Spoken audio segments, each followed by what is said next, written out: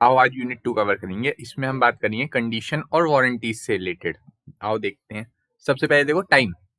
Time किसके बारे में होना चाहिए, डिलीवरी के बारे में या पेमेंट के बारे में? साफ सीधी बात है, डिलीवरी के बारे में टाइम स्पेसिफाई करना चाहिए। पेमेंट तो होती रहेगी। तो देखो यहाँ पे लिख रहा है पेमेंट का टाइम नेसेसरी नहीं माना जाता, पेमेंट का टाइम इसेंस नहीं माना जाता, लेकिन डिलीवरी को एसेंस माना जाता है। मतलब डिलीवरी टाइम पर करनी पड़ेगी, चाहे लिखा हो चाहे ना लिखा हो। पेमेंट और प्राइस थोड़ा लेट हो सकता है, इसमें कोई दिक्कत वाली बात नहीं है, लेकिन जहां पे कॉन्ट्रैक्ट बना के रखा है वहां कॉन्ट्रैक्ट ही सुनी लोगे, बात ही खत्म। आओ आओ आओ, ये दो डिफाइन आपको याद करके जानी है, कंडीशन की और वारंटी की। ये दो डिफाइन, एक और दो, ये दो डिफाइन याद करके जानी, कंडीशन और वारंटी की, लिखने का काम आएंगी। तो जनाब कंडीशन मतलब होता है मेन कंडीशन। कंडीशन मतलब होता है मेन कंडीशन जिसके बिना काम चल ही नहीं सकता। अगर वो चीज ना हो तो मैं सामान लूं ही ना। और वारंटी का मतलब होता है ऐसी कोई सपोर्टिंग चीज जो ना हो तो भी काम चल जाएगा, कोई दिक्कत वाली बात नहीं है। जैसे देखना कंडीशन, मेरे को चाहिए एप्पल का फोन, तो मैं कोई और सा फोन एक्सेप्ट नहीं करूंगा। ये मेरी कंडीशन है, ये मेरा मेन पर्पज है, ये मेरा मेन पर्पज है। मतलब मेरे को बिना एप्पल के बिना काम चलेगा क्या? बिल्कुल नहीं चलेगा। अब वारंटी सुनना। वारंटी मतलब कैमरा हो गया, कैमरा अच्छा हो तो भी चल जाएगा, ना हो तो भी चल जाएगा। मेन चीज जो थी वो था एप्पल का फोन, तो ये है मेरी कंडीशन, ये वो स्टिपुलेटेड इसेंशियल है, यानी मेन पर्पज है हमारी कंडीशन का। मतलब हमारी कॉन्ट्रैक्ट का मेन पर्पज ये है कंडीशन। मेन पर्पज होता है कंडीशन और सपोर्टिंग कंडीशन होती है वारंटी, कोलेट्रल, साथ साथ में चलने वाली चीज। ठीक, कोलेट्रल टू मेन पर्पज। अब देखना, मैंने कार ली माउंटेन पर चढ़ाने के लिए, अब वो कार माउंटेन पर ही नहीं चढ़ रही, तो ऐसी कंडीशन में कंडीशन टूटी या वारंटी? सीधी बात है, कंडीशन टूटी। मेरा मेन पर्पज ये था माउंटेन पर चढ़ाना, अगर वो कार माउंटेन पर चढ़ ही नहीं पा रही है तो ऐसी सिचुएशन में कार तो बेकार है मेरे लिए। क्या फायदा मेरे 10 रुपए फूकने का? चलो 10 रुपए में यार खिलौने वाली कार ही खरीदूंगा, तुम्हें पता तो है कितना गरीब इंसान हूं मैं। 10 रुपए की प्रॉपर्टी है मेरे पास। अब देखो सुनना, कौन गया, हाँ ये वाला एग्जाम्पल लेके रखा है इन्होंने। अगर मेरे को वो चाहिए क्या बोलते हैं, टूरिस्ट पर्पज के लिए कार चाहिए, और मैं मतलब माउंटेन चढ़ने के लिए कार चाहिए, और मैं टूरिस्ट पर्पज वाली कार दे दूं, काम नहीं चलेगा, कंडीशन टूट जाएगी, कॉन्ट्रैक्ट को तोड़ा जा सकता है, कोई दिक्कत वाली बात नहीं है उसमें। ठीक, आओ आओ आओ। अच्छा, लेकिन अगर वारंटी टूटती है तो आप कॉन्ट्रैक्ट को नहीं तोड़ सकते, आप उससे बस डैमेजेस क्लेम कर सकते हो। चलो पढ़ेंगे अभी, आओ नीचे आओ पहले। ये डिफरेंस जरूर रट के जाना है, क्वेश्चन आ जाता है कभी कभी। पिछली बार 3 नंबर क्वेश्चन आया था, मतलब पिछले पिछले टाइम में। तो देखो कंडीशन मतलब होता है मेन पर्पज, और warranty is a collateral to main purpose. Car चाहिए, कार चाहिए, ये हो गई मेरी कंडीशन। मतलब कार चाहिए माउंटेन चढ़ने के लिए, ये हो गई कंडीशन। अब उसकी वारंटी ये हुई कि कार का हॉर्न सही होगा, कार की और चीजें सही होंगी। अगर देखो कार को मेरे को चाहिए माउंटेन पे चढ़ने के लिए, तो उसमें उसका स्पीकर अच्छा हो या ना हो उससे मेरा क्या लेना देना, तो वो चीज वारंटी में कवर होगी। लेकिन अगर वो कार माउंटेन पर ही नहीं चढ़ पा रही है तो ऐसी कंडीशन में वो कंडीशन टूटी मानी जाएगी। अगर कंडीशन टूटती है, वो कार माउंटेन पर ही नहीं चढ़ पा रही है, तो ऐसी सिचुएशन में कॉन्ट्रैक्ट हम रेपुडिएट कर सकते हैं, कॉन्ट्रैक्ट को आप तोड़ सकते हो, कोई दिक्कत वाली बात नहीं है, और डैमेजेस भी क्लेम करे जा सकते हैं। लेकिन सुनना वारंटी केस में आप कॉन्ट्रैक्ट को तोड़ नहीं सकते, केवल डैमेजेस क्लेम करे जा सकते हैं। मैं स्पीकर का केवल डैमेजेस क्लेम कर सकता हूँ इस बिहाफ पर कि गाड़ी के स्पीकर खराब है, गाड़ी में गाना नहीं बज रहा, मेरे को मेरी पसंद के गाने सुनने को नहीं मिल रहे, मेरा एंटरटेनमेंट कैसे होगा पहाड़ चढ़ते चढ़ते। इस कंडीशन पर मैं, मतलब इस चीज पर, मतलब ये जो वारंटी टूटी है इस पर मैं कॉन्ट्रैक्ट को नहीं तोड़ पाऊंगा, केवल डैमेजेस क्लेम कर पाऊंगा। अच्छा, कंडीशन बड़ा या वारंटी? कंडीशन बड़ा या वारंटी? कंडीशन बड़ा या वारंटी? बोलो कंडीशन। कंडीशन ही तो बड़ी चीज है, मेन चीज तो यही है। ये तो साथ वाली चीज है, सपोर्टिंग चीज है, कोलेट्रल पढ़ा था अभी हमने, कोलेट्रल है, ये तो साथ वाली चीज है। तो बड़ी चीज को छोटी में बड़ी लकड़ी को छोटी में काट सकते हैं, या छोटी लकड़ी को बड़ी में काट सकते हैं? सीधी बात है, बड़ी लकड़ी को छोटी में काट सकते हैं, देख लो। तो कंडीशन के टूटने को, ब्रीच मतलब टूटना, या तो ब्रीच ऑफ ड्यूटी, कंडीशन के टूटने को हम वारंटी मान सकते हैं, लेकिन वारंटी के टूटने को कंडीशन नहीं माना जा सकता। ठीक है, आओ आओ आओ देखो, अभी हमने बोला ना कि कंडीशन के टूटने को वारंटी माना जा सकता है, लेकिन उल्टा नहीं पॉसिबल है, उल्टा नहीं होता, उल्टा नहीं होता। तो ऐसी सिचुएशन में कब कब होगा कि हम कंडीशन के टूटने को वारंटी का टूटना मानेंगे? सेक्शन नंबर 13 हमसे बात करता है, और ये भी काफी इंपॉर्टेंट सेक्शन है। जब 6 नंबर क्वेश्चन आता है तो ये दोनों चीजें मिक्स होकर आती हैं, और सो 6 नंबर के ही क्वेश्चन आते हैं। आओ देखो, मैं तो सारे नहीं, एक दो को 100 का 3 क्वेश्चन आएंगे करीब, 2 6 के और एक शायद 3 का या 5 का, 3 का ही आता है, 15 नंबर का चैप्टर है। चलो छोड़ो। तो देखो, जब बायर खुद छोड़ दे, बायर खुद बोल दे कि मेरे को कंडीशन टूटी हुई नहीं माननी, मेरे को कॉन्ट्रैक्ट नहीं छोड़ना, मैं मान लूंगा कि वारंटी टूटी है, आप मेरे को बस पैसा दे दो, ठीक, कोई दिक्कत नहीं है। मतलब पैसा क्या दे दो, मतलब कॉन्ट्रैक्ट को सेटल कर दो, बात खत्म। अच्छा, बायर ट्रीट कर दे, बायर छोड़ दे, या बायर खुद ही मान ले कि कंडीशन टूटी है, कंडीशन नहीं टूटी, वारंटी टूटी है, ये चीज लॉ ही इम्पॉसिबल कर दे, कोई चीज लॉ ही मना कर दे, तो ऐसी सिचुएशन में हम उससे नहीं मानते। अच्छा, कोई चीज नॉन सेपरेबल है, जैसे मैंने बोला था केक खा लिया मैंने, या केक छोड़ो, कोई चीज नॉन सेपरेबल है, जैसे जैसे जैसे मेरे पास रोटी आई एक होटल में, मैंने वो रोटी आधी खा ली, अब ऐसी सिचुएशन में मैं आधी रोटी वापस नहीं कर पाऊंगा। तो इस वजह से जो चीज नॉन सेपरेबल होती है वहां पे हम कॉन्ट्रैक्ट को रेपुडिएट नहीं कर सकते, मैं रोटी का कॉन्ट्रैक्ट कैंसिल नहीं कर सकता, मैं उसे बस ट्रीट एज, मैं ऐसा मान लूंगा वारंटी खराब हो गई, मतलब मेरी वारंटी खराब हो गई। अब सुनो, इन्हें समझते हो रही। तो जनाब देखो, सबसे पहली चीज, बायर खुद छोड़ दे, मैंने ली थी माउंटेन वाली कार, और वो कार तो सिर्फ इधर उधर घूमने के लिए सुटेबल है, ज्यादा दूर जाने के लिए वो बनी नहीं है, माउंटेन चढ़ बाहर तो वो बाद में चढ़ लेगी। तो ऐसी सिचुएशन में मैं क्या कर सकता हूँ, मैं बोल दूंगा सेलर से कि ऐसा करो कि आपने मेरे को 1 लाख की कार दी है ना, तो अब एक काम करो, 70,000 की कर दो, 30,000 रुपए मुझे वापस कर दो, मैं इस कार से काम चला लूंगा, कोई दिक्कत नहीं है। दूसरी कंडीशन, यहाँ पर हो सकता है कि मैं बिना कुछ करे ही ऐसी छोड़ दूं, तो ये चीज हो गई, ठीक। इसके अलावा देखा जाए तो नॉन सेपरेबल वाली चीज मैंने बताई थी, रोटी आधी खा ली, तो ऐसी कंडीशन में कंडीशन ही तोड़ सकता, मतलब कंडीशन का टूटा हुआ नहीं माना जा सकता, मैं उसे वापस नहीं कर सकता, मेरे को ऐसा मानना ही पड़ेगा कि वो चीज मतलब वारंटी टूटी है। इसके अलावा अगर लॉ ने ही मना करके रखा है, तो आप कुछ कर ही नहीं सकते। पढ़ लेना, ये चीज याद कर लेना, क्वेश्चन। चलो देखो, अब देखो एक्सप्रेस कंडीशन या इम्प्लाइड कंडीशन, इस बार काफी हैवी चांस है कि ये आ जाए, ये वाली चीज पेपर में दिखेगी। चलो आओ, तो कंडीशन कैसी हो सकती है, एक्सप्रेस भी हो सकती है, इम्प्लाइड भी हो सकती है। देखो, एक्सप्रेस कंडीशन मतलब जो साफ साफ आपने लिख के बता दी, और कुछ कंडीशन ऐसी होती हैं जो कि आपने बताई नहीं लेकिन फिर भी वो होनी चाहिए, जैसे कंडीशन एज टू टाइटल, क्या जब मैं सामान बेच रहा हूं तो मेरे पास सामान का टाइटल होना चाहिए, क्या मेरे पास सामान का अधिकार होना चाहिए आपको बेचने के लिए, हाँ होना चाहिए। क्या मैं किसी दूसरी गाड़ी बेच दूंगा, बिल्कुल नहीं बेच सकता। क्या मैं किसी दूसरे का फोन बेच दूंगा, नहीं बेच सकता। चोरी थोड़ी करनी है यार। चलो कोई नहीं, तुम्हें कैसे पता कि मैं आज फोन बेच के आया हूँ एक, छोड़ो छोड़ो छोड़ो पर्सनल बात नहीं। चलो हाँ, तो सेल के केस में उस टाइम पर उसके पास अधिकार होना चाहिए सामान का, लेकिन जब एग्रीमेंट टू सेल हो, तो जिस दिन सेल होनी है उस दिन उसके पास प्रॉपर्टी आ जानी चाहिए, ठीक, बात खत्म। आओ देखो, सेल बाय डिस्क्रिप्शन, अभी हमने पढ़ा टाइटल होना चाहिए, ये इम्प्लाइड कंडीशन पढ़ रहे हैं। इम्प्लाइड कंडीशन, जो चीजें लिखी हुई नहीं होती लेकिन ऐसा माना जाता है कि ये चीजें तो होंगी ही होंगी, बंदे पास टाइटल होगा ही होगा, बंदे पास अधिकार होगा ही होगा सामान को बेचने से रिलेटेड, सामान की ओनरशिप उसके पास होगी ही होगी। इसके अलावा सेल बाय सैंपल, उसके पास वो सेल बाय सैंपल यानी सैंपल से जब हम सामान खरीदते हैं वो वाली चीज, डिस्क्रिप्शन, ये सब चीजें पढ़ रहे हैं अभी। आओ, सेल बाय डिस्क्रिप्शन इंपॉर्टेंट है, देख के रखना। सेल बाय डिस्क्रिप्शन, अच्छा डिस्क्रिप्शन का मतलब क्या होता है ये समझना। मैंने आपसे कहा कि उस क्वालिटी का राइस दे दो, ये हो गया डिस्क्रिप्शन।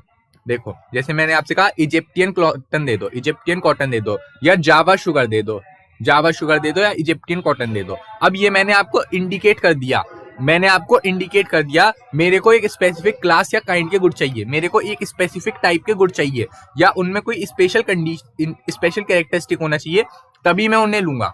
उनकी आइडेंटिफिकेशन से रिलेटेड स्पेशल कैरेक्टर होना चाहिए, जैसे स्टील का ही चाहिए मेरे को, स्टील का ही चाहिए, जूट की बेल ही चाहिए, ठीक, बात खत्म। तो ऐसी सिचुएशन को बोलते हैं डिस्क्रिप्शन। मैंने आपसे कहा कि मेरे को ऐसा बिस्किट दिखाओ, मेरे को ऐसी सिल्क दिखाओ जो बेकार हो, वे सिल्क मतलब बेकार सिल्क नहीं होता है, क्वालिटी है सिल्क की, अच्छी सिल्क होती है वे तो मतलब ऐसा है कि मैंने आपसे कहा मेरे को ऐसा बिस्किट दो जो मीठा हो, तो ये हो गई मेरी डिस्क्रिप्शन, बिस्किट से रिलेटेड स्पेशल कैरेक्टरिस्टिक। मैंने बोला ऐसा बिस्किट दिखाओ जो कि मीठा हो, बिस्कुट, मेरी बिस्कुट एंड कंपनी है, मैं बिस्कुट ही बोलूंगा, क्या बिगाड़ दोगे तुम मेरा, ठीक है। आओ देखो देखो, डिस्क्रिप्शन, तो डिस्क्रिप्शन का मतलब होता है कि डिस्क्रिप्शन का मतलब होता है कि आप डिस्क्रिप्शन से लो, मतलब मैं कुछ बता के ले रहा हूँ। तो जनाब अगर मैंने आपसे पीस मांगी है, अगर मैंने आपसे मटर मांगी है, तो आप मेरे को बीन्स बेचने पर आप मेरे को जबरदस्ती बीन्स नहीं बेच सकते। मतलब मैंने जो आपसे मांगा है वही दो ना। मैंने आपसे मीठा बिस्कुट मांगा है, आप जबरदस्ती क्यों नमकीन बिस्किट दे रहे हो? आप बोल रहे हो कि मेरे को नमकीन बिस्किट पसंद है तो आप भी नमकीन बिस्किट खाओ, ऐसी चीजें नहीं चलती। ठीक है, अब देखो कंडीशन अगर टूट जाए तो कॉन्ट्रैक्ट की जड़ों तक पहुंच जाती है और उसके बाद हम कॉन्ट्रैक्ट को रिसाइन कर सकते हैं, कोई दिक्कत वाली बात नहीं है। मैंने आपसे मीठे बिस्कुट मांगे थे, आपने नमकीन बिस्कुट दे दिए, मैं उन्हें लेने के लिए हकदार नहीं हूँ। Buyer can reject to the goods. ठीक है, आओ। अब देखो sale by sample, very very very important, very very very important. आओ देखो सैंपल, सैंपल मतलब वही सैंपल से खरीदना। मैंने आपको थोड़ी सी चीज दिखाई, इस क्वालिटी के राइस हैं, सुनना, मैंने आपको दिखाया इस क्वालिटी के राइस हैं, आपको चाहिए तो ले लो, आपको मैं 100 किलो भिजवा दूंगा। अब आपने देखा, आपको सही लगे, आपने मेरे को ऑर्डर दे दिया। अब आपने जो मेरे को ऑर्डर दिया वो कैसा होना चाहिए? वो बिल्कुल उसी क्वालिटी से मैच होना चाहिए जैसे मैंने आपको सैंपल में दिखाई थी। सैंपल से मैच होना चाहिए, मैंने ये नहीं कहा अच्छी क्वालिटी का होना चाहिए, मैंने कहा सैंपल से मैच होना चाहिए। सैंपल से कैसे मैच होगा? बस सैंपल से मैच हो जाए, जैसा मैंने आपको सैंपल दिखाया था, मतलब मैंने आपको एक कटोरे में जो चावल दिखाए थे बिल्कुल वैसे ही चावल होने चाहिए, कोई अलग तरह के चावल नहीं चलेंगे। रीजनेबल अपॉर्चुनिटी देनी चाहिए बाहर को देखने की। मैंने जब आपको 100 कट्टे चावल भिजवाए तो ऐसी कंडीशन में आपके पास पूरी पूरी अपॉर्चुनिटी होगी उन चावलों को देखने के लिए। कोई भी ऐसी चीज ना हो जिनसे मेरे चावल अनमर्चेंटेबल क्वालिटी के हो जाएं। अनमर्चेंटेबल बोले तो बेचने लायक ही ना रहे, मेरे चावल में पहले ही से घुन पड़ रहे हैं। ऐसी कंडीशन में आप उन्हें आसानी से रिजेक्ट कर सकते हो, उसमें कोई दिक्कत वाली बात नहीं है। ठीक, आओ देखो, अ, अगर सेल बाय सैंपल करी गई 2 पार्सल ऑफ वीट की, बीट के 2 कट्टे भिजवाए गए, 2 कट्टे, कट्टे, हाँ। अब सुनना, बायर दोनों दोनों को इंस्पेक्ट कर सकता है। सेलर ने क्या कहा कि बायर केवल छोटे वाले को इंस्पेक्ट करेगा, बड़े वाले को नहीं देख सकता। तो यहाँ पे इस वाले राइट का उल्लंघन हो रहा है। ये बोलता है दोनों दोनों देख सकता है, बिल्कुल बिल्कुल देख सकता है, नहीं देखने दोगे तो मना कर सकता है। तो बायर के पास 2 कट्टे गए, बड़ा छोटा वाला देखने का राइट था, बड़ा वाला देखने सेलर ने मना कर दिया, लेकिन लॉ बोलता है दोनों दोनों देखने का पूरा पूरा अधिकार है, वरना नहीं लोगे। आप खुद सोचो, ये तो चलो बुक की बातें लग रही, आप खुद सोचो, आपके पास 2 कट्टे आएंगे, आप पहले चेक भी तो करोगे सही है या नहीं है, ऐसी थोड़ी ले लोगे। ठीक है, अब देखो, एक कंपनी ने बेचे shoes to the French army को शूज बेचे। अब सुनना, उनके अंदर पेपर भरा हुआ था, सुनना सुनना सुनना, उनके अंदर पेपर भरा हुआ था जो कि ऑर्डिनरी इंस्पेक्शन से नहीं निकल सकता था, मतलब ऑर्डिनरी इंस्पेक्शन से पता नहीं चल सकता था। अब सुनना, अगर ऑर्डिनरी इंस्पेक्शन से पता चल जाए तो आपको पता होना चाहिए कि क्या करना है, मतलब आप कॉन्ट्रैक्ट को आसानी से छोड़ सकते हो। अगर ऑर्डिनरी इंस्पेक्शन से पता नहीं चलता तो ये सब फिर फ्रॉड वाली कंडीशन में आ जाता है। और देखो, तो बायर ऐसी कंडीशन में रिफंड कर सकता है और प्राइस भी क्लेम कर सकता है, डैमेजेस भी क्लेम कर सकता है। बात ठीक है, आओ, sale by sample as well as description. अगर मैं, अच्छा एक चीज रहेगी, एक केस लॉ यहाँ से काफी रिपीट होता है कि एक आदमी ने राइस खरीदे और राइस उसने खरीदे सैंपल के बेस पर। सैंपल में आधे छोटे राइस थे और आधे बड़े राइस थे, आधे छोटे आधे बड़े। अब सुनना, ऐसी सिचुएशन में उसने सैंपल पहले जब चेक करा तो उसे सही लगे, जब बाद में सामान आया तब उसने ध्यान से देखा कि आधे छोटे हैं आधे बड़े हैं, क्या आप वो रिजेक्ट कर सकता है? नहीं। मैंने बोला ना सैंपल से मैच होने चाहिए, मैंने ये थोड़ी कहा अच्छी क्वालिटी के होने चाहिए, सैंपल से मैच होने चाहिए क्वालिटी वाइज। सही है, सैंपल से मैच होने चाहिए क्वालिटी वाइज, अनमर्चेंटेबल क्वालिटी के नहीं होने चाहिए, मतलब ऐसे हो जो बेचे जा सकें। इसके अलावा दोनों को देखने की अपॉर्चुनिटी मिलनी चाहिए। अब सुनना सुनना सुनना सुनना, अनमर्चेंटेबल ये वाला पॉइंट हर बंदा भूल जाता है पेपर में। पेपर में आपको केवल ये 2 पॉइंट याद रहेंगे, तीसरा वाला याद ही नहीं रहेगा, इसको स्पेशली रट के जाना है। ठीक, चलो आओ आओ आओ आओ आओ। अब देखो नीचे, sale by description as well as sample, sample और डिस्क्रिप्शन दोनों की हेल्प से खरीदना, सैंपल से भी खरीदना और डिस्क्रिप्शन से भी खरीदना। मतलब मैंने आपसे कहा अच्छी क्वालिटी का बड़ा राइस, अच्छी क्वालिटी का बड़ा राइस, अब आपने मेरे को राइस दिखाया, राइस बड़ा था, अच्छी क्वालिटी का भी था। ऐसी कंडीशन में सेल बाय डिस्क्रिप्शन भी है, सेल बाय सैंपल भी है। अगर वो राइस अच्छा भी ना हुआ, या तो अच्छा नहीं हुआ या लंबा नहीं हुआ, मैं दोनों दोनों कंडीशन में उसको रिजेक्ट कर पाऊंगा, इसमें कोई दिक्कत वाली बात नहीं है। ठीक है, देख लो, ये एग्जांपल इन्होंने देख के रखा है शायद, नहीं दूसरा। A agreed to sell certain oil, oil बेचने की बात हुई थी, रिफाइंड सनफ्लावर ऑयल, ये हो गई डिस्क्रिप्शन, ये हो गई डिस्क्रिप्शन। और सुनना, warranted only equal to sample, sample के बराबर की क्वालिटी होनी चाहिए, ठीक है। अगर उसमें हेम्प ऑयल मिला हुआ दिखे तो डिस्क्रिप्शन का उल्लंघन हुआ है, रिजेक्शन मिल सकता है, कोई दिक्कत नहीं। या उसे देखने की अपॉर्चुनिटी ना मिले तो ऐसी कंडीशन में सैंपल की वो कंडीशन टूट रही है, तो मतलब क्या बोलते हैं उन्हें, तो ये चीजें मतलब वो जाती हैं, टूट जाती हैं। आप कॉन्टैक्ट को छोड़ सकते हो, कोई दिक्कत नहीं। कंडीशन एज टू क्वालिटी और फिटनेस, आपने जिस चीज के लिए सामान लिया है वो चीज रीजनेबली फिट होनी चाहिए। मैंने बोला रीजनेबली फिट होनी चाहिए, पर्टिकुलरली फिट होनी चाहिए ऐसी बात नहीं कही गई। अभी रुकना, रीजनेबली फिट, रीजनेबली फिट मतलब होता है कि वो काम, जिस काम के लिए वो चीज बनी है वो काम पूरा तो हो ही जाए। मतलब आपको, अगर मैं आपको कंघी बेच रहा हूं तो कंघी का काम क्या है, बाल काटना, बाल काटने वाला काम तो हो ही जाए पूरा। अब आप कंघी से पीठ खुजा रहे हो, ऐसा काम नहीं चलेगा। आपको कंघी उस पर्पज के लिए नहीं दी गई, जिस पर्पज के लिए दी गई है वो पर्टिकुलरली फिट होनी चाहिए। देखना सुनना, ऐसी कोई कंडीशन ही नहीं होती कि वो चीज एनी पर्टिकुलर पर्पज के लिए यूज हो। मैंने ये बोला ना, रीजनेबली फिट होनी चाहिए, पर्टिकुलरली फिट हो जाए ऐसी बात हम नहीं करेंगे। मतलब कंघी का काम है रीजनेबली की बाल काटना, अब आप पीठ खुजा रहे हो, ऐसी चीजें नहीं चलेंगी, ठीक है। रीजनेबली फिट होनी चाहिए, ठीक है ठीक है ठीक है ठीक है। ये सब आ जाता है उसमें हमारे कैविटी टेम्परेचर के रूल में, कि अगर बंदे ने बायर, अगर सुनना एक बात सुनना, अगर मैंने आपको ये बोलकर कंघी ली है कि मेरे को पीठ खुजाने के लिए कंघी चाहिए, तो फिर वो कंघी पीठ खुजाने के ही काम आनी चाहिए। ये बात इंश्योर करना सेलर की जिम्मेदारी है, वरना सेलर मना कर सकता है मैं नहीं बेच रहा, या सेलर को कम से कम इतना बोलना पड़ेगा ये चीज पीठ खुजाने के लिए थोड़ी है। तो मतलब ऐसी चीजें यहाँ कवर होती हैं। तो अगर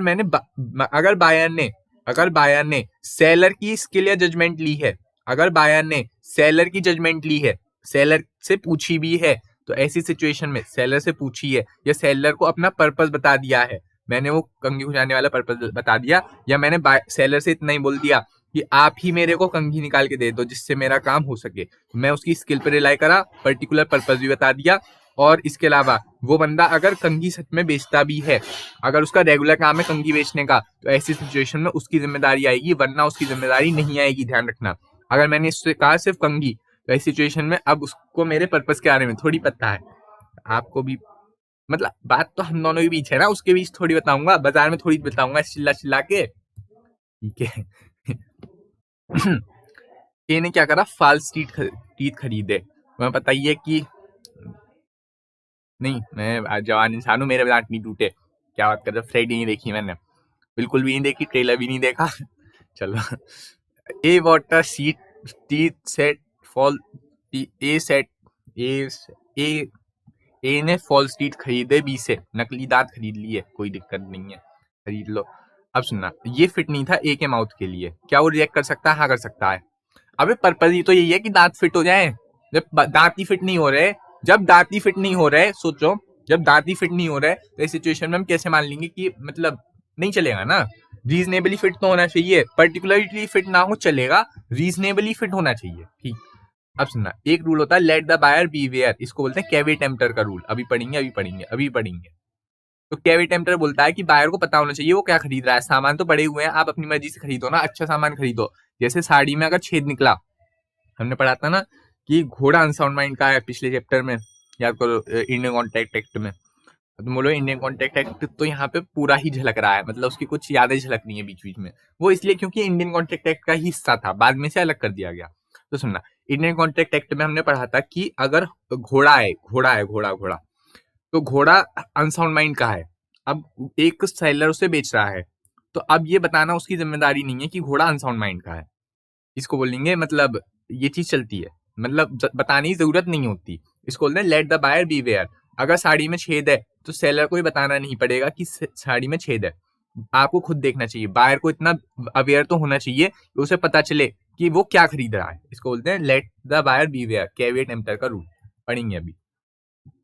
मर्चेंटेबिलिटी अभी पढ़ा था ना, अनमर्चेंटेबल क्वालिटी की चीज बिल्कुल भी नहीं चलेगी, अनमर्चेंटेबल क्वालिटी की चीज तो चलेगी नहीं। सुनना, अगर कोई चीज डिस्क्रिप्शन से खरीदी गई है और वो बंदा उस चीज को बेचता भी है, तो कोई ऐसी चीज नहीं चलेगी जिससे वो अनमर्चेंटेबल क्वालिटी की हो।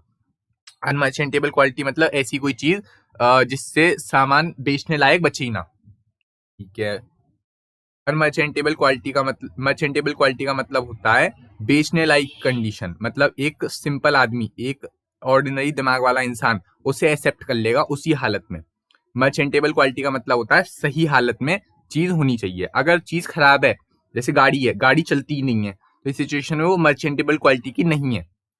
कोई कंघा है, उसके सारे दांत टूटे हुए हैं, मतलब आगे के जो वो होते हैं ना, वो सब टूटे हुए हैं, तो वो मर्चेंटेबल क्वालिटी का थोड़ी है। कोई टीवी है, उसके स्पीकर ही खराब है, तो वो अभी मर्चेंटेबल क्वालिटी की नहीं है।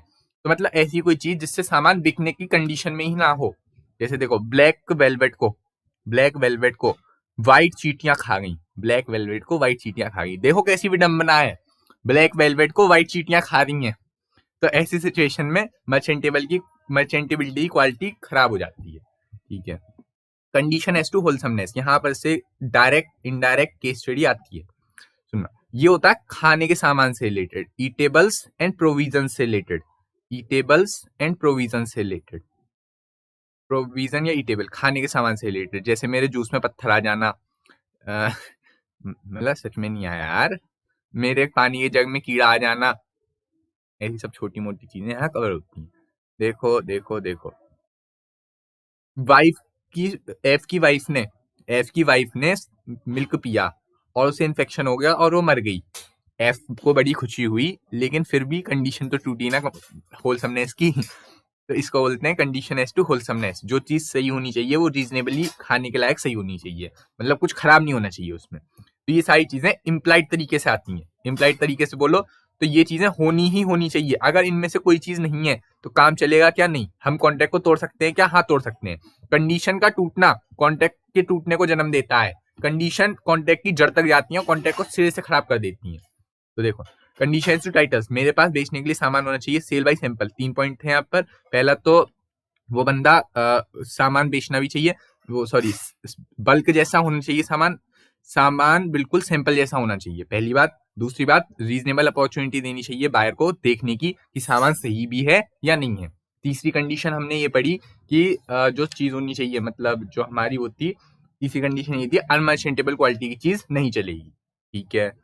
फिटनेस या क्वालिटी होनी चाहिए, सामान रीजनेबली फिट होना चाहिए, पर्टिकुलरली फिट ना हो चलेगा। खाने के सामान से रिलेटेड बिल्कुल सही होना चाहिए, कुछ ऐसी चीज ना हो जिससे सामने वाली की हालत ही खराब हो जाए। जैसे एफ की वाइफ मर गई, एफ बेचारा बड़ा खुश हुआ, लेकिन कंडीशन तो टूटी ना। चलो, डिस्क्रिप्शन से अगर कोई सामान लिया है तो वो मैच होना चाहिए डिस्क्रिप्शन से। अगर डिस्क्रिप्शन से मैच नहीं होता, अगर मैंने आपसे वेस्ट सिल्क मांगी है तो आप यूजफुल सिल्क नहीं दे सकते। ठीक है। कंडीशन एज टू मर्चेंटेबिलिटी की कंडीशन में होना चाहिए सामान ऐसा ना हो कि सामान बिल्कुल खराब पड़ा है, बिल्कुल खराब कंडीशन में, ऐसी चीजें नहीं चलेंगी। आओ देखो, ओके ओके ओके, ये सब हमने पढ़ लिया। हाँ देखो, अब आती है इम्प्लाइड वारंटीज। ये चीजें तो चाहिए। सबसे पहले तो अनडिस्टर्ब पोजेशन, वही टाइटल वाली कंडीशन। टाइटल, मेरे पास पोजेशन आना चाहिए, मेरे पास टाइटल आना चाहिए गुड्स का। टाइटल मतलब आत्मा, याद करो, टाइटल मतलब आत्मा और पोजेशन मतलब बॉडी। मेरे पास बॉडी भी होनी चाहिए, कोई दूसरा बंदा मेरे सामान को क्लेम ना करे। सपोज मैं एक कार खरीद के लाया, अब कोई दूसरा बंदा ये ना बोल दे ये कार तो मेरी है, मेरे पास होनी चाहिए, ऐसी चीजें नहीं चलेंगी। मैंने एक लैपटॉप खरीदा, क्या कोई और दूसरा बंदा उस लैपटॉप को मेरे से क्लेम कर सकता है? नहीं। जब मैं कोई सामान खरीदता हूँ, जब मेरे पे सेल होती है, तो इस सिचुएशन में मेरे पास राइट आता है पूरे वर्ल्ड के प्रति। जस्ट इन रैम, याद करो, जस्ट इन रैम पिछली यूनिट में पढ़ा था हमने। इसके अलावा नॉन एग्जिस्टेंस ऑफ एंक्यूम्ब्रेंसेस का मतलब होता है चार्जेस। एंक्यूम्ब्रेंसेस मतलब होता है चार्जेस। जैसे होता क्या है कि कोई और दूसरा बंदा क्लेम ना करे, वही वाली चीज है यहाँ पर, कि मेरे पास मतलब किसी तरह का वो ना हो, किसी तरह के चार्ज ना हो उस चीज पर। जैसे मैंने कोई गाड़ी खरीदी, उस गाड़ी पर कोई और बंदा अपने चार्जेस क्लेम ना करे कि आपने ईएमआई नहीं भरी, आपने ये नहीं करा, वो नहीं करा, ऐसी चीजें ना आए बीच में। जैसे कोई बंदा, हमने वो पढ़ा था हायर परचेज वाला एग्रीमेंट, हायर परचेज में लेकर कोई बंदा दूसरे को बेच दे, ऐसी सिचुएशन नहीं चलेगी।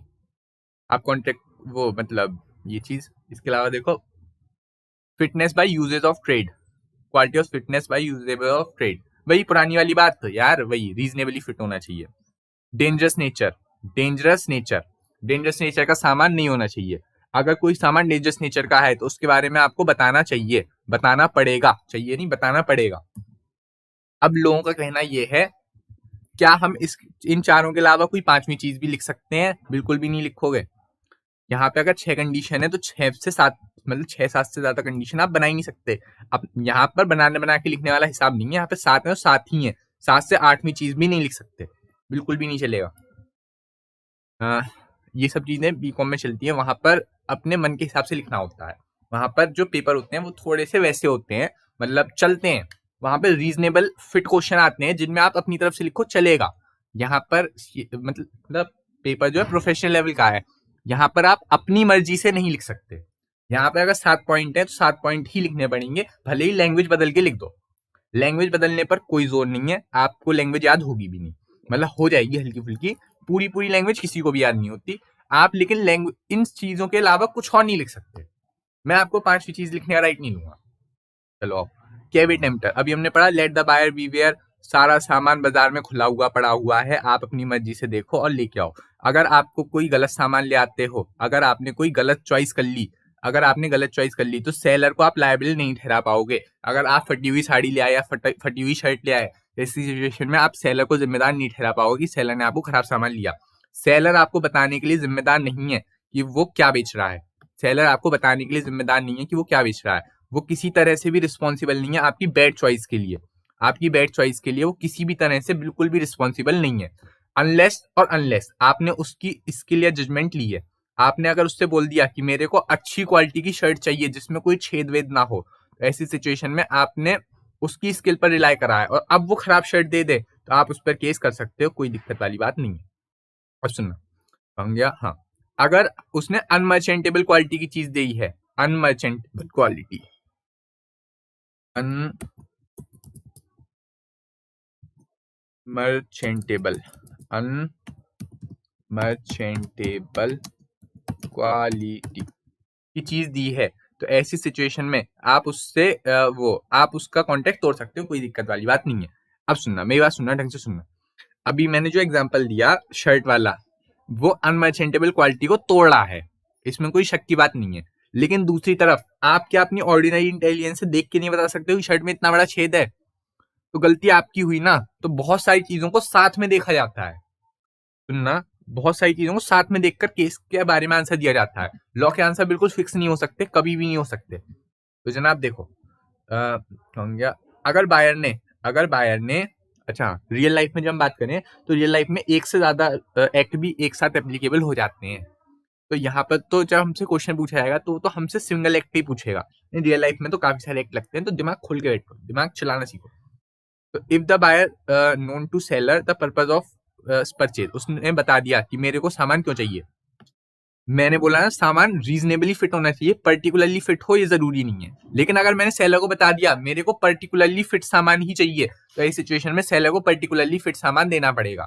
या मैंने सेलर की स्किल पर रिलाई करा है सामान खरीदने के लिए, ठीक, या फिर वो बंदा उस सामान को बहुत सालों से बेच रहा है और मैंने उसकी स्किल पर रिलाई करा है सामान खरीदने के लिए। जैसे कोई बंदा सालों से लकड़ी बेच रहा है, अब मैंने उससे बोला कि मेरे को ऐसी लकड़ी चाहिए जिससे मेरा घर आसानी से बन जाए, और उसने ऐसी लकड़ी दे दी जो बिल्कुल खराब क्वालिटी की है। तो ऐसी कंडीशन में उसने मेरे साथ मतलब वो, मैं बोल दूंगा कि मतलब खराब हो गया ये वाला काम, ठीक है। वही पिग वाला एग्जांपल देके रखा है इन्होंने, ये हमने वहां भी पढ़ा था, mayor silence is not fraud, याद आया वो चीज? अच्छा हाँ, तो मतलब आपको ये चीज तो ध्यान रखनी पड़ेगी कौन सी चीज कहाँ पर है, किस एक्ट में है, और वहां पे लिख के आएगा कि कौन से उस पे लगाना है, मतलब सोगा लगाना है या इंडियन कॉन्ट्रैक्ट एक्ट लगाना है। इन केस नहीं लिखा हुआ कोई ऐसी चीज आएगी जहां पर आपको क्लियर कट पता होगा कि सोगा ही लगेगा या इंडियन कॉन्ट्रैक्ट एक्ट ही लगेगा। दोनों चीजें बहुत ही रेयरली आ सकती हैं, आनी नहीं चाहिए। देखो अब कैवेट टेम्पटर कुछ एक्सेप्शन, हमने तो बोल दिया कि बायर को पता होना चाहिए वो क्या खरीद रहा है, लेकिन इस बात का फायदा सेलर भी तो उठाएगा। इसके लिए देखो इन्होंने क्या करा कि कुछ एक्सेप्शन डाल दिए। जैसे अगर बायर ने पर्पस बता दिया, बोल रहा है सामान रीजनेबली फिट होना चाहिए, लेकिन अगर बायर ने बता दिया कि मेरे को इस पर्टिकुलर पर्पस के लिए सामान चाहिए, तो सामान फिट होना भी चाहिए। प्रीस्ट वर्सेस लास्ट, प्रीस्ट एक बंदा है, उसने क्या करा, बॉइलिंग वाटर का वो भेज दिया स्टैंड, बॉइलिंग वाटर का स्टैंड भेज दिया, मतलब वो टेस्ट ट्यूब होती है ना, वो भेज दी सपोज, मतलब एक तरह से मान लो हॉट वाटर बोतल बेची, सॉरी हॉट वाटर बोतल। अब वो वाटर बॉटल का काम क्या है, गर्म पानी को स्टोर करना। सपोज दैट, अरे वही टेस्ट ट्यूब यार, टेस्ट ट्यूब में उसे गर्म पानी रखना है। तुम्हारे घर का क्या जा रहा है, वो रखे गर्म पानी रखे, वो शराब रखे, तुम्हारे घर का क्या जा रहा है ये बताओ मेरे को। उसे अपनी बोतल में गर्म पानी रखना है। अब बोतल का काम क्या है, गर्म पानी को स्टोर करना। ये उसका पर्टिकुलर पर्पज है, ओनली वन पर्टिकुलर पर्पज है इस चीज का, वो सामान को स्टोर करके रखे, पानी को स्टोर करके रखे।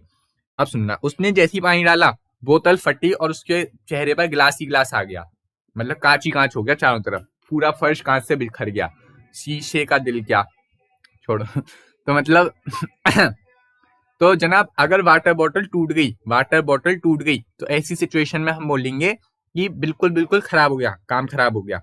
कंडीशन एस टू, वो क्या कंडीशन बोल रहा हूँ, मतलब यहाँ पे गलती किसकी है, सेलर की। जब उसने बता दिया मेरे को गर्म पानी रखने के लिए बोतल चाहिए, तो ऐसी बोतल दो ना जो गर्म पानी रखे, ऐसी टेस्ट ट्यूब दो ना जो गर्म पानी रखे, ये चीज ठीक।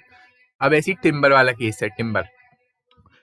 उसने टिम्बर लिया था रेलवे की स्लीपर पर यूज करने के लिए, रेलवे की पटरियों पर यूज करने के लिए, लेकिन जब वो टिम्बर आया, जब वो लकड़ी आई, तो पता चला कि वो रेलवे की स्लीपर बनाने के लिए है ही नहीं, रेलवे की स्लीपर बनेगी नहीं। जब उसने पर्टिकुलर पर्पस बता दिया, जब मैंने आपको पर्टिकुलर पर्पस बता दिया, तो वो फिट भी तो होना चाहिए पर्टिकुलर पर्पस के लिए, वरना आपकी चीज तो बेकार है, मेरे किस काम की। सोचो, जब ब्रांड नेम में चीज ली जाती है तो वो उस पर्टिकुलर ब्रांड की ही होनी चाहिए और वो उस पर्टिकुलर पर्पस को ही सर्व करनी चाहिए, ठीक। अगर कोई चीज ब्रांड नेम में खरीद गई है तो ऐसी सिचुएशन में वो चीज उस पर्टिकुलर पर्पस को फिट करनी चाहिए, ठीक। बात करें, जैसे मैंने आपको एप्पल का फोन लिया है, मतलब सेब का जो फोन लिया है मैंने आपसे, वो सेब का फोन उस पर्टिकुलर काम को तो करना ही चाहिए जिस काम के लिए वो फोन बना है, मतलब वो फोन बना है बात करने के लिए, फोटो खींचने के लिए, तो ये सारी चीजें मेरे को सपोर्ट करनी चाहिए, ठीक है। क्या मैं फोन का यूज बैठने के लिए कर पाऊंगा, नहीं ना, ठीक है।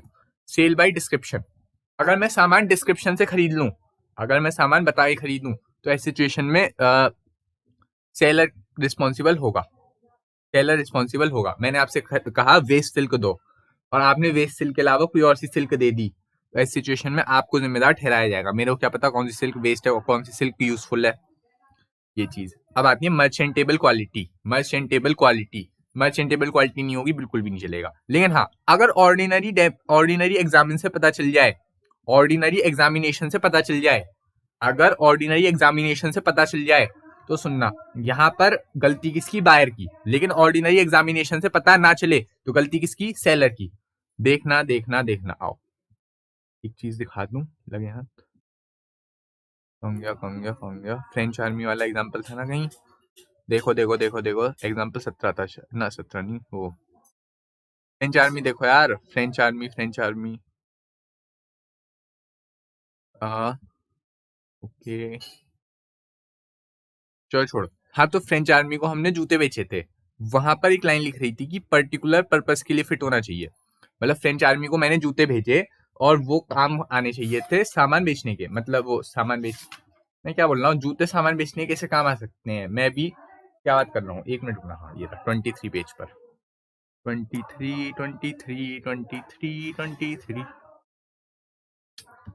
हाँ देखो, अगर किसी बंदे ने फ्रेंच आर्मी को जूते भेजे हैं, तो वो जूते कागज के थोड़ी बने होंगे, कागज के जूते से वो बॉर्डर पे लड़ने जाएंगे, वो जूते तुरंत फट जाएंगे। तो ऐसी सिचुएशन में आपको ये लगता गलती सेलर की है, हाँ बिल्कुल गलती सेलर की है, क्योंकि जनाब ये चीज ऑर्डिनरी इंस्पेक्शन से थोड़ी पता चल रही है। अगर देखो, अगर उसने, मतलब जैसे मैं वो वाला एग्जांपल ले रहा हूँ, शर्ट में छेद है, तो ये चीज तो मैं अपने आसानी से पता लगा सकता हूँ ना। मेरे को क्या पता कि सोल किसका बना है, कपड़े का, कागज का, किस चीज का सोल बना है, मेरे को क्या पता। नीचे तो सॉफ्ट सोल तो सॉफ्ट लग रहा है, लेकिन मेरे को क्या पता सॉफ्ट इसलिए, सोल इसलिए सॉफ्ट है कि वो कागज का बना हुआ है, नीचे तो पानी आते ही गल जाएगा, मतलब ऐसी चीज नहीं चलती। चलो देखो, जब मैंने सैंपल से खरीदा है, तो ऐसी सिचुएशन में भी अगर कुछ गड़बड़ होती है, अगर वो 3 कंडीशन पूरी नहीं होती जो हमने पीछे पढ़ी थी, अनमर्चेंटेबल क्वालिटी, रीजनेबल अपॉर्चुनिटी वाली, और इसके अलावा सैंपल जैसी, तो अगर ये तीनों में से एक भी कंडीशन पूरी नहीं होती तो हम गलती सेलर की, अगर तीनों चीजें फुलफिल हो जाती हैं तो गलती बायर की। ठीक है, यहाँ पर भी गलती सेलर की मान ली जाती है, वही चीज है। ट्रेड यूजेज, अगर कोई चीज ट्रेड के यूज में नहीं आ सकती, अगर कोई चीज काम में नहीं आ सकती, उस पर्टिकुलर पर्पस को फिट नहीं हो सकती, जिस चीज के लिए वो सामान बना है उस पर्पस को ही फिट नहीं कर सकता, कंघी बाल नहीं काट सकती, तो ऐसी सिचुएशन में हम बोल देंगे ट्रेड यूजेज के लिए वो सामान नहीं है। सुनना, कोई बंदा जानबूझकर फ्रॉड करता है, कोई बंदा जानबूझ के फ्रॉड करता है, तो आप ये नहीं बोल सकते कि कैविएट टेम्पटर का रूल लगा दो। अगर कोई बंदा जानबूझ के फ्रॉड करता है तो आप ये नहीं बोल सकते उसे छोड़ दो, क्योंकि लेट द बायर बीवेयर, ऐसी चीजें यहाँ पे नहीं चलती। अगर कोई बंदा जानबूझकर फ्रॉड कर रहा है तो गलती उसकी ही मानी जाएगी। आप यहाँ पे ये नहीं बोल सकते let the buyer beware, buyer को खुद पता होना चाहिए वो क्या खरीद रहा है। ऐसी चीजें आप तब नहीं बोल सकते जब कोई बंदा फ्रॉड करता है। इसके साथ कैविएट टेम्पटर भी खत्म होता है। तो जनाब कैविएट टेम्पटर बस नहीं है कि बायर को पता होना चाहिए वो क्या खरीद रहा है, लेकिन लेकिन लेकिन अगर मतलब सेलर की भी कुछ कंडीशंस में गलती आती है। देखो ये वाला क्वेश्चन फ्रिक्वेंटली रिपीट हो जाता है, देखना। ये सारी वो बेचती हैं लकड़ियां, मतलब वुडवर्थ एंड एसोसिएट लकड़ियां बेचता है। मिस्टर दास ने एक कस्टमर है जिन्होंने कारपेंटर को इतना वो करा है। इसके अलावा शॉप ओनर ने एग्री कर दिया वुडन ब्लॉक बेचने के लिए। इसके अलावा देखो तुम्हारा कारपेंटर है, मतलब मिस्टर दास ने ऑर्डर दे दिया ऐसी लकड़ी के लिए, ऐसी लकड़ी के लिए मिस्टर दास ने ऑर्डर दिया ऐसी लकड़ी के लिए जो उसके पर्पस को फिट करे लकड़ी का डोर बनाने के लिए, और इस सेलर ने सप्लाई क्या कर दी, मैंगो ट्रीज। क्या आपको नहीं लगता ये बंदा उसकी पर्सनल स्किल पे रिलाई करा है? क्या आपको नहीं लगता सेलर की पर्सनल स्किल पे रिलाई करा है? हाँ बिल्कुल करा है। तो ऐसी सिचुएशन में गलती किसकी, बायर की या सेलर की? सीधी बात है सेलर की, क्योंकि उसने अपना पर्पस भी बता दिया, वो सेलर की स्किल पर भी रिलाई कर रहा है, और सेलर ने मतलब सेलर उस चीज को बेचता भी है। तो ऐसी सिचुएशन में कैविएट टेम्पटर का रूल अप्लाई नहीं होगा, गलती सेलर की ही मानी जाएगी। ठीक है, देखो तो मैंगो ट्रीज जो थे वो बनाने के लिए सुटेबल नहीं थे, मतलब घर बनाने के लिए सुटेबल नहीं थे, वुडन ब्लॉक बनाने के लिए सुटेबल नहीं थे। अब इस सिचुएशन में मिस्टर दास के पास क्या राइट आते हैं, वो कॉन्ट्रैक्ट को रेप्यूडिएट कर सकता है एंड डैमेजेस क्या ही क्लेम करेगा, कॉन्ट्रैक्ट को बस रेप्यूडिएट कर सकता है, नहीं लिखो। ठीक है ठीक है ठीक है। देखो कैविएट टेम्पटर का रूल बोलता है, एक मिनट यहाँ से नहीं पढ़ा है, यहाँ से देखो। आपको पता है पहले हम प्रोविजन लिखते हैं, मतलब लॉ क्या कहता है। तो देखो लॉ क्या कहता है, लॉ ये बोलता है कि let the buyer beware, buyer को पता होना चाहिए वो क्या खरीद रहा है, ओपन सामान पड़ा हुआ है। लेकिन अगर बायर उस सेलर की स्किल पर रिलाई कर रहा है, हमारे केस में सेलर की स्किल पर हमने रिलाई करा, इसके अलावा वो सेलर उस टाइप का सामान बेचता भी है, लेकिन लेकिन लेकिन हमने उसे पर्पस भी बता दिया, हमने उसे पर्पस भी बता दिया कि हमें इस काम के लिए लकड़ी चाहिए। अब वो कोई गड़बड़ करता है तो गलती सेलर की मानी जाएगी। इसके एक्सेप्शन भी आप लाइन से डाल के लिख दोगे। अच्छा, अगर मतलब क्वेश्चन कितना ही बड़ा हो, जब आपने इतनी सारी चीजें डालनी है तो इनके बारे में एक्सप्लेन करने की अब जरूरत नहीं है। ये बीकॉम का पेपर नहीं है जो यहाँ पे आप भर भर के पेज पेज लिख के आओगे, नंबर ज्यादा मिलेंगे। वहां पर टाइम का भी बहुत ध्यान रखना पड़ता है, पेपर काफी बड़ा आता है, ध्यान रखना। ठीक है, तो जनाब कैविएट टेम्पटर के बारे में बता दिया। ये सेमी इनडायरेक्ट क्वेश्चन है, सेमी इनडायरेक्ट। देखो क्योंकि इसमें पहले बायर और सेलर की ड्यूटी पूछी कैविएट टेम्पटर में, तो आप पहले कैविएट टेम्पटर का पूरा रूल समझाओगे जो जो यहाँ पे देके रखा है। उसके बाद ये बताओगे क्या वो अपना मनी वापस मांग सकता है, बोलो हाँ मांग सकता है, कोई दिक्कत नहीं है। Right kind of would required for service purpose, हाँ दोनों काम कर सकता है, या तो वो सही लकड़ी मांग भी सकता है या फिर मनी भी वापस मांग सकता है। ठीक है, कोई दिक्कत नहीं है। दूसरा देखो, मिस्टर गीता ने लोकल राइस और वीट होलसेल शॉप से 100 किलो बासमती राइस खरीदने का वादा करा। शॉपकीपर ने क्या करा, 125 किलो चावल भेज, वो क्या बोलते हैं, quoted price for 125 which she agreed, 125 kilo के प्राइस बता दिए उसने। ठीक है, कोई दिक्कत नहीं है। Mister Geeta insisted that she would like sample that will be provided, तो यहाँ पे उसने बासमती राइस भी बोला एक तो ये, और दूसरी बात उसने सैंपल ही मांगा। तो इस sale by description as well as sale by sample दोनों केस यहाँ पे लगेंगे। सेक्शन नंबर वो नहीं, एक मिनट को ना, सेल बाय डिस्क्रिप्शन और सैंपल, यहाँ पे इन्होंने डिस्क्रिप्शन क्यों नहीं लेके रखा, डिस्क्रिप्शन भी तो आना चाहिए। बासमती राइस बताया तो है, बासमती राइस भी तो है, बासमती राइस भी तो है। चलो सैंपल देके रखा है, हम सैंपल के हिसाब से ही चलेंगे। तो सैंपल जो है उसने सैंपल के हिसाब से खरीदा, और उसने क्या बोलते हैं, बायर ने बिना नोटिस करे ये बात देख ली कि ये मिक्स, मतलब बायर को जब सैंपल दिखाया गया तो उसने ध्यान ही नहीं दिया कुछ राइस छोटे हैं कुछ राइस बड़े हैं, कुछ राइस छोटे हैं, कुछ राइस बड़े हैं। अभी हमने डिस्कस करा था, पीछे याद करो। तो ऐसी कंडीशन में तीनों कंडीशन पूरी फुलफिल हो रही है, क्योंकि पहली वाली कंडीशन ये थी कि सामान जो है सैंपल जैसा होना चाहिए। किसने कहा? बिल्कुल फिट होना चाहिए, बिल्कुल सैंपल जैसा होना चाहिए। उसने सैंपल जैसा सामान ही सप्लाई करा है। पढ़ लेना ये सब। तो पहले प्रोविजन की लॉ क्या कहता है, फिर fact of the case, fact of the case के बाद कंक्लूजन। इस तरह से आंसर लिखेंगे। कंक्लूजन काफी छोटा होता है, फैक्ट ऑफ द केस में क्वेश्चन लिखेंगे, प्रोविजन में हम ये लिखते हैं लॉ क्या कहता है। पहली वाली लाइन आपको बताइए, एज पर relevant sections of sales of good act 1930। बात रिलेवेंट सेक्शन की जगह आप सेक्शन नंबर भी डाल सकते हो, अगर सेक्शन नंबर बिल्कुल पता है। गलत सेक्शन नहीं डालोगे, झूठा नहीं फेंकोगे। अगर आपने झूठा सेक्शन फेंक दिया और बाई चांस उसे पता चल गई एग्जामिनर को, तो वो क्वेश्चन काटने का राइट रखता है। चलो देखो, x consult by a motor car dealer for best purpose, best suitable car for his purpose. उसने सेंट्रो को बोला, लेकिन वो टूरिंग पर्पज के लिए सही नहीं है। क्या आपको नहीं लगता कंडीशन टूटी है? सेक्शन नंबर 12 में डिफाइन लिखी है कंडीशन की, वो कंडीशन टूटी है। तो कंडीशन जब टूट गई तो बात ही खत्म, नहीं चलेगा, कॉन्टेक्ट रिपीट किया जा सकता है। जी ने ट्वीट कोड खरीदा पी से, जब उसको पता चला कि नहीं, जी ने कोट खरीदा पी से और उसे रैशेज हो गए अपनी स्किन पर, क्योंकि उसकी स्किन थी एबनॉर्मली सेंसिटिव। अब सुनना, अगर उसकी स्किन नॉर्मली सेंसिटिव होती और उसे फिर रैशेज हो जाते, तो यहां हम बोलते कंडीशन एज टू मर्चेंटेबिलिटी टूटी है, वो सामान रीजनेबली फिट ही नहीं था चीज के लिए। तो अब यहाँ पर जो चीज है, यहाँ पर बोला गया है एबनॉर्मली सेंसिटिव है उसकी स्किन। तो ये बात कौन बताएगा? जी को सपना थोड़ी आ रहा है कि इसकी स्किन ज्यादा सेंसिटिव है, तो ऐसी चीज मत दिखाओ। और पी ने केस कर दिया जी के खिलाफ डैमेजेस के लिए, क्या उसका केस चलेगा? नहीं, यहाँ पे आएगा let the buyer beware, can be a tempter. P को पता होना चाहिए वो क्या खरीद रही है, पी को ये पता होना चाहिए कि उसकी स्किन ज्यादा सेंसिटिव है, तो चीज ढंग से देख के खरीदो ना। बायर को, सेलर को बताओ सही। अगर उसने सेलर को बता के रखा होता तो क्या वो सेलर की गलती मानी जाती? हाँ, सेलर की गलती मानी जाती। ठीक है, देख लो आगे। देखो, सैंपल से सामान खरीदा गया है, इसके अलावा C sold by sample to D. A ने सामान बेचा बी को, बी ने सामान बेचा सी को और सी ने सामान बेचा डी को। ठीक है, कोई दिक्कत नहीं है। गुड्स एज पर सैंपल नहीं थे। डी को जब मतलब ए ने बेचा बी को, ए ने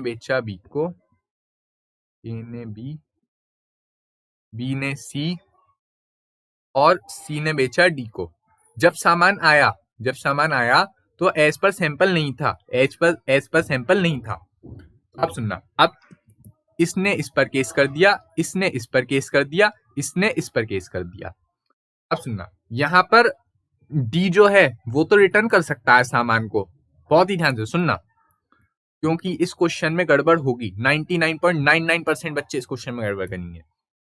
डी तो सामान रिफंड कर सकता है, लेकिन हालांकि जब सी ने डी को सामान बेच दिया या बी ने जब सी को सामान बेच दिया, तो ऐसी सिचुएशन में हम ये मान के चलेंगे कि बी और सी ने सामान को एक्सेप्ट कर लिया है। जब बी ने सी को सामान बेच दिया, मैं सामान कब बेच सकता हूं? जब सामान मेरा हो। मैं सामान तभी तो बेचूंगा जब सामान मेरा हो, कोई दूसरा बंदा मेरा सामान थोड़ी बेच देगा। जब बी ने सामान बेचा सी को और सी ने सामान बेचा डी को, तो ये बात अज्यूम करी जाएगी कि बी और सी ने सामान को एक्सेप्ट कर लिया। They can claim only damages from A, C can claim damages from B and B can claim damages from A. They can not repudiate the contract, वो कॉन्ट्रैक्ट को नहीं तोड़ सकते, लेकिन डी कॉन्ट्रैक्ट को भी तोड़ सकता है और डैमेजेस भी क्लेम कर सकता है। अगर उससे कोई एक्चुअल लॉस हुआ है तो रेपुडिएट तो कर ही सकता है, डैमेजेस उस कंडीशन में क्लेम कर पाएगा जब उसे एक्चुअल लॉस हुआ है। ठीक है, अब देखो ब्रेड से याद आना चाहिए आपको। हाँ, ब्रेड ऐसी खरीदी कि दांत ही टूट गए, ब्रेड ऐसी खरीदी कि दांत टूट गए खाते खाते, क्योंकि उसमें पत्थर निकल आया। देखो पत्थर। अब आपको नहीं लगता कंडीशन एज टू होलसमनेस टूटी है, बात खत्म। ये देखो डायरेक्ट क्वेश्चन है, डायरेक्ट क्वेश्चन के आंसर बिल्कुल डायरेक्ट जाएंगे, फैक्ट ऑफ द केस वाली वो सब कुछ नहीं करोगे। ठीक है, देख लो जनाब, ये वाली चीज थी वेट हेम्पटर वाली अपनी, हमने देख ही लिया। इसके अलावा देखो तो कम गया डी। हाँ, तो जनाब डी जो है वो तो रिजेक्ट कर सकता है, लेकिन बी और सी ने सामान को एक्सेप्ट कर लिया है, क्योंकि यहाँ पे कंडीशन आएगी कि मतलब सामान को एक्सेप्ट कर लिया, इस वजह से वो नहीं कर सकते, मतलब क्या बोलते हैं, मतलब यहाँ पे कंडीशन एज टू वारंटी टूटेगी, कंडीशन एज टू मतलब वो कंडीशन ही टूटेगी, किसी तरह की कंडीशन नहीं टूटेगी। यहाँ पर बी और सी के लिए वारंटी टूटेगी और डी के लिए कंडीशन टूटेगी। ठीक है, इसके अलावा आपको होलसमनेस वाली बात हमने पढ़ी ली कि ब्रेड से ना टूट गया ये चीज। चलो दूसरा यूनिट भी खत्म हो गया, 2 यूनिट और बचे हैं, उसके बाद तो फिर 3 छोटे छोटे एक्ट और होते हैं। लॉ खत्म, अपनी बात ही खत्म। चलो